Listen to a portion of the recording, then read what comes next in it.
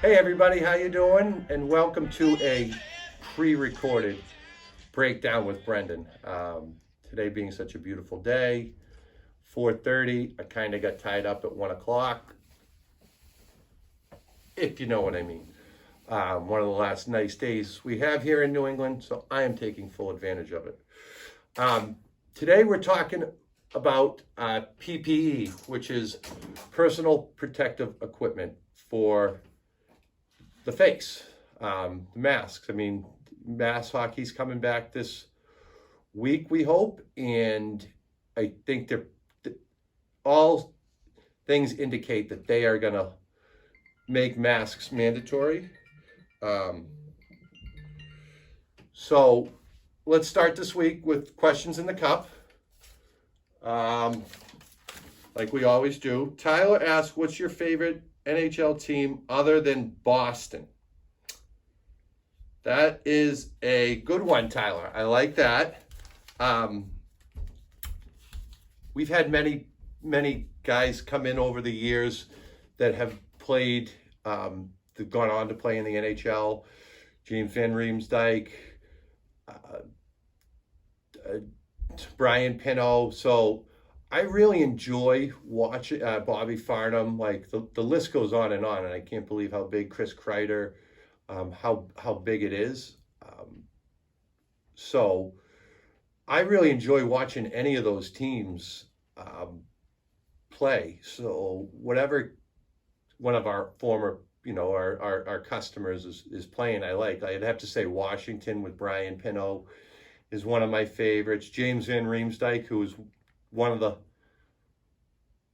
funniest customers we've ever had, is always fun to watch, and he's been in Philly and Toronto, now back to Philly. Always enjoy watching him. If you get a chance, watch on YouTube NHL Mic'd Up. He's pretty good. And Chris Kreider in here was always hilarious. Chris is one of the funniest kids I know. One of the smartest kids I know. When he comes in, he's like just like the 13-year-old boys in here. He loves it. He loves every aspect of hockey. So Rangers are in there. Basically, any of the guys we like to, we watch growing up. I love watching them play. So it's pretty good. Being able to watch every team, not just pick a couple. Chuck Tomes asks, can you do a video on teaching how to toe drag, please? Chuck, when you were in high school and you committed to Northeastern, I showed you many times in the locker room. I told you if you were going to make in college hockey, toe drag is the way to do it.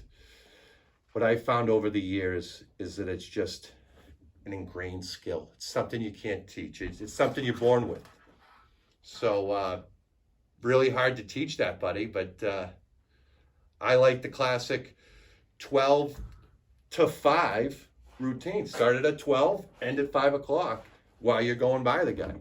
Pull it up behind you through your skates and top shelf. That's what I prefer. But again, that's a natural talent. Final question is, Jen, do you prefer the bubble or the game on mask? We're going to get right into that, Jen, starting here. So what we have here is all the masks that we've been offering. These are all the CCM ones. We have some Bauer ones, the same one coming in. These are masks that you could wear on the ice, off the ice. 1, 2, 3, with black camo, and this red one has a mouth on it. It's kind of scary. These are masks that you can wear on the ice. This guy should have it over his nose, right like that. But and also the gator. These are great. My son likes his, and we've seen a lot of them, but they say it's hard to breathe in these masks. But these have really been popular. The gator, which I like, also available in the TSR model. Probably the ugliest model you've ever seen. I should be a radio model, really. But these are masks that you can wear, but a little tougher to breathe. So then we have the Bauer bubble or fishbowl, and we have that in the CCM model too. This has what they call a spit shield in here. It's in here. I don't know if you can see it. But that is, you know, when we first got them, we didn't know if that could be worn just for hockey without a mask underneath it. And what they're telling us is that it's added protection. So you would wear one of the masks here. And again, we have Bauer ones coming in. Plus this would be added protection. The CCM Game On mask attaches to any mask. It's they changed it a little. It used to be a little more out. Now it's really tighter to the face. This can be worn as a mat. Like this covers all bases. It doesn't pull down once you're in play. But I think we're going to start mandating masks and making them mandatory for play all the time. It is what it is. If we're going to play in this during this epidemic, we got to play by everyone's rules, by the governor's rules, and it is what it is. But this has been our most popular item on the web, in store sales. We're doing a bunch of these. So this covers just about everything, and it can be used with a Bauer mask, a Warrior mask, for the kid out there wearing that Warrior mask. But I'd say this is our most popular and the best one we have.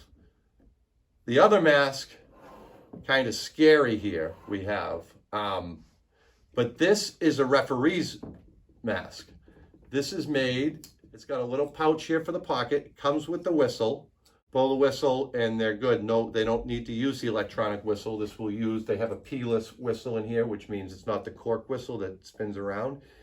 That will not, the P-less whistle is what they all want because there's less chance of contamination, but this for referees is unbelievable. And all these masks are available now in our stores and on our website at tsrhockey.com. So that is what I wanted to go over today. I think this is a way of life. It's important, and we quite literally have thousands of these. So we're not banking on selling out, but they are going faster than I ever thought they would. And I think when mass hockey reopens, this is going to be an item that we sell out of. So that's what we have for today.